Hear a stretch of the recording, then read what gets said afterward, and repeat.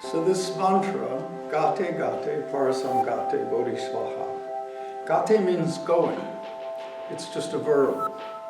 And if you've been around much Buddhist teaching, you'll always hear the way or the path. So it's about a way of being or a way of seeing the world. It isn't actually an orthodoxy. It isn't theology. It isn't actually any idea. So these ideas are put into service of no idea. So the Buddha is saying, going beyond, then going beyond the beyond, and then wake up, hallelujah. Kind of a joyful hurrah or huzzah or something like that. So this is pointing to something. And the topic of the talk, at one time the Buddha said, my teaching is like a raft. We get in this raft and we use it to cross this river or ocean of suffering, the turbulent lives that we're all in. Then we arrive at another shore. That other shore is exactly where we started. The difference is we've had insight into our experience, insight into our suffering through the use of the raft, the Buddha's teaching. And so we're no longer suffering. We have problems in our lives, but we have a way of turning whatever looks like a problem into wisdom or skillful means or some way of helping ourselves and helping this world. So that helping this world, that's the bodhisattva vow. So bodhi is awake, sattva is being or person, and then vow. So the awake person's vow is I'll help. I just want to help. I don't want to make things worse. Another way of putting it. Now Buddha said, my teaching is like a raft, but once we arrive at the other shore, we don't carry the raft around on our heads. So that's a pretty interesting metaphor and also kind of helpful. Because what I think he means by carrying the raft around on our heads is all the Buddhist teachings, if they have saved us from suffering, then we don't attach to them, we don't cling to them. Now in the little blurb on the internet, I said, for 10,000 lifetimes in one day. So that's kind of Chinese-style Buddhist speech, referring to how all day long, moment after moment, we may be in some turbulent emotion, then out of it, then in it, then out of it. And I would suggest in the holiday season, this is a remarkable kind of time where even culturally, a lot of ideas and expectations are not only in the air, but they're inside of us. Because, speaking for myself, all my life I've been taught these things. And I've been given a kind of worldview which is not reality, it's just a point of view. But if that's internalized, then we have these ideas, expectations, ambitions, fears, senses of not enough resources, checking ourselves, comparing ourselves to others. So how do we express generosity? Many kinds of thinking. So in Zen we say all thinking is suffering. So if we attach to that thinking, then we suffer. And this practice, this Buddhist teaching is just look at the thinking, don't touch it. Look at the thinking, don't touch it. Look at the feeling, thinking, don't touch it. So let all of this flow like a stream. If we dam it up or if we hold it, then it starts to get cloudy, a little stagnant, not so clear. So if we just let it flow, then this water can stay very clear then we use our thinking and our feeling to help this world. If we think practice is going to give us a life with no problems, that's a misunderstanding. Steve Hagen, a Zen teacher in Minneapolis, tells the story about a farmer who heard about the Buddha having a lot of people following. So he comes and visits the Buddha and says he has a question, and the Buddha says, sure, what's your question? And he says, well, I'm a farmer and I like farming, but last year, horrible drought, a lot of my crops went bad, we barely survived. And my wife, she's wonderful, I love her, but every once in a while she reminds me of my faults and things I'm not really doing right, and she has all these suggestions. And the Buddha's listening patiently. And he says, yeah, my children, they help me on the farm, they're good kids, but they disrespect me, they don't listen to me sometimes. And the Buddha's listening. And my cows, yeah, when the drought was so bad, one of them died, now I'm down one cow. This is really a big, what can you do for me? How can I get out of this? And Buddha said, I can't help you. None of my teaching will help. And the guy gets a little perturbed, like, what do you mean you can't help me? All these people listening to you, sitting quietly. And Buddha said, I really can't help you. Well, there's one thing I might be able to help you with. And the farmer's a little exasperated. What's that? He said, well, there are 84 problems in a human being's life. Life is suffering. That suffering is in the shape of a problem. You have the 85th problem. The 85th problem is wanting a life that has no problems. I can help you with that. So this is a really interesting point. I mean, when I first heard about Buddhism, I heard about Buddha being enlightened, I thought, oh, that's some kind of transformation. He just lives serenely the rest of his life. Everything goes quite smoothly and has no problems. That's a misunderstanding. That's a misconception. I'm not a scholar, but academics tell us, there's a teacher, Stephen Batchelor, some of you may know him. In one of his books, he talks about, oh yeah, the Buddha came from the Shakya clan. And in the myth of the Buddha, he lives with a very wealthy family. And his father protects him from seeing the suffering in the world. And of course, you've all heard the story. He sees old age, sickness, and death. This gives him a big question. So he leaves his family in his 30s. And he begins to practice very austerely and severely because he has this big question. What is suffering? How do we get out of it? What is the nature of being a human being?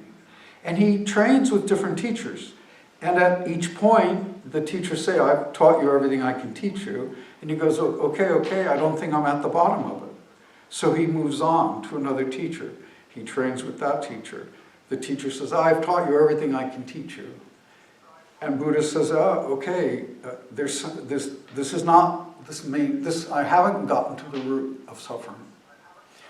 He has this question, what is this? Who am I? What is a human being? And then he just sits with that. Some say 6 years, some say 7 days, it depends which myth. But he just sits keeping this question, and he finally sees into reality directly because of his tri-mind. And he sees this morning star, the morning star sees him. No longer any separation, because the thing that was causing the separation became quiet. His own thinking, his own feeling. This is the other shore, this is the practice. And it didn't mean Buddha's life didn't have suffering. Some years into his teaching career, his entire family is slaughtered by another clan. They're invaded, they're all killed. Nothing he can do about it, he's miles and miles away. this kind of experience for the Buddha, he didn't just sail through. He had to grieve the loss. He's a human being.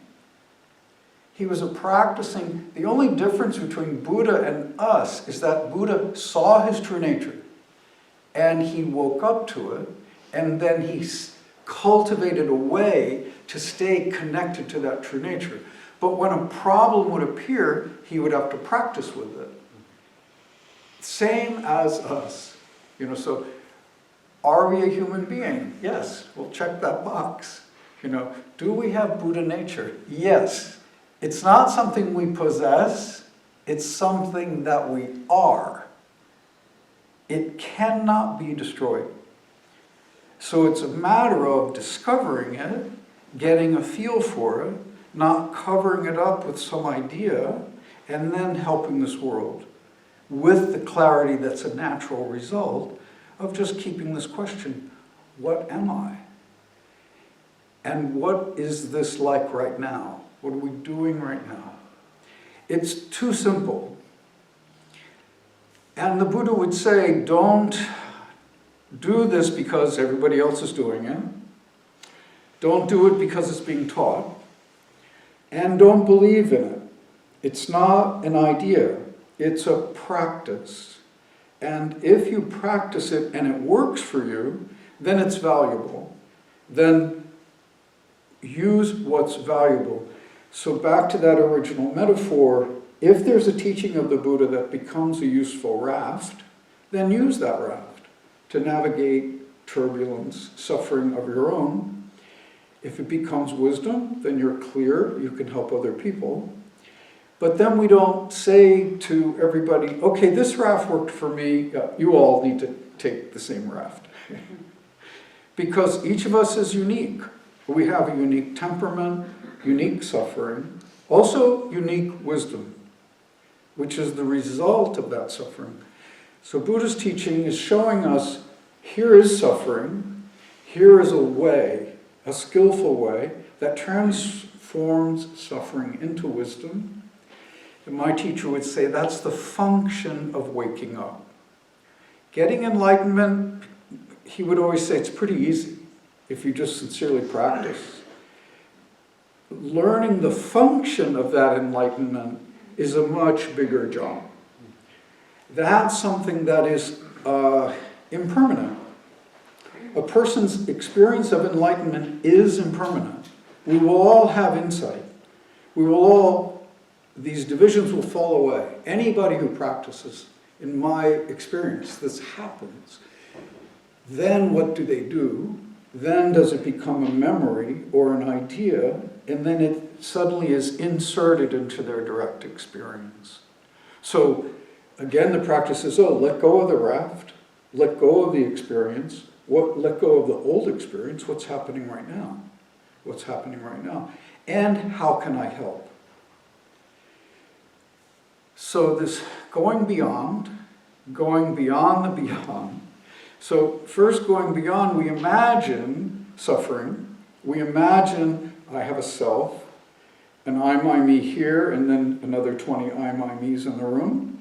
And that's the thing we're going beyond. We're going beyond the concept of I, my, me. Yeah, there's something here.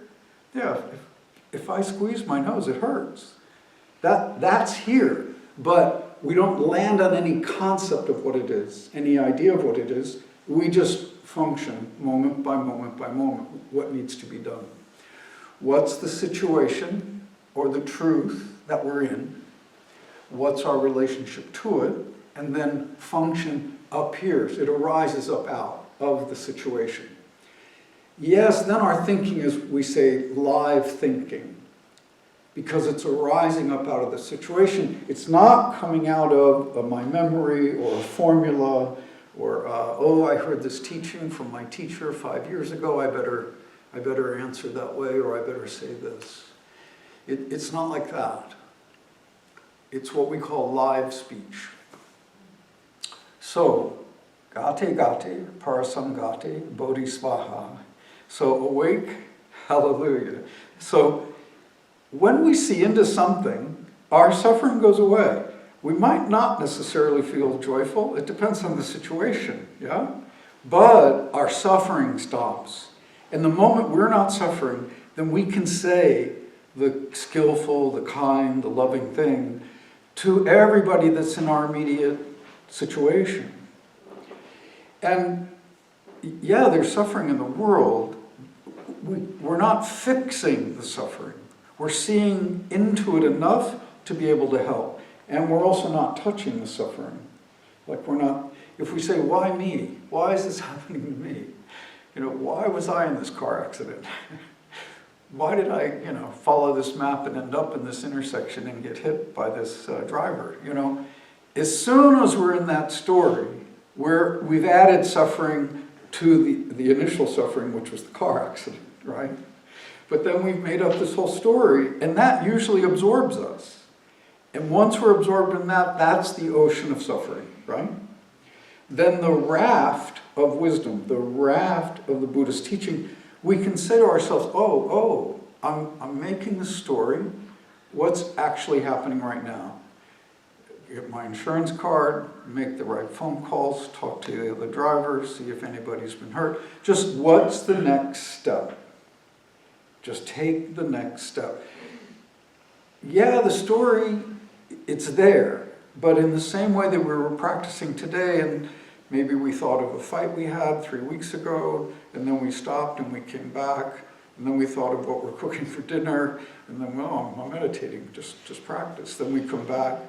The same way. We just let go of this whole story about why did I have this car accident. So it's surprisingly simple. Also, we are creating it. Our heart-mind is creating our experience, it's creating our world. The world is made by mind alone. It's not a curse. Life is suffering. That's a noble truth. It's not a crummy truth. It's a noble truth. If we really let in, okay, life is suffering, then we can actually have joy. Because our capacity to suffer creates our capacity for joy. They're opposites, obviously, but they create each other. So this middle way is finding a way of navigating these turbulent situations, and we just return to the middle. We just return to the middle. And just keep a question. What is this? What is my relationship to it? And what is my function? Hi, I'm Franz with Long Beach Meditation. Your gracious generosity makes this programming possible. If you found this video to be of value, please consider making a donation here. If you'd like to watch more videos like this, click here. And if you want to stay in touch with Long Beach Meditation, click here to subscribe. Thank you, and may all beings be happy.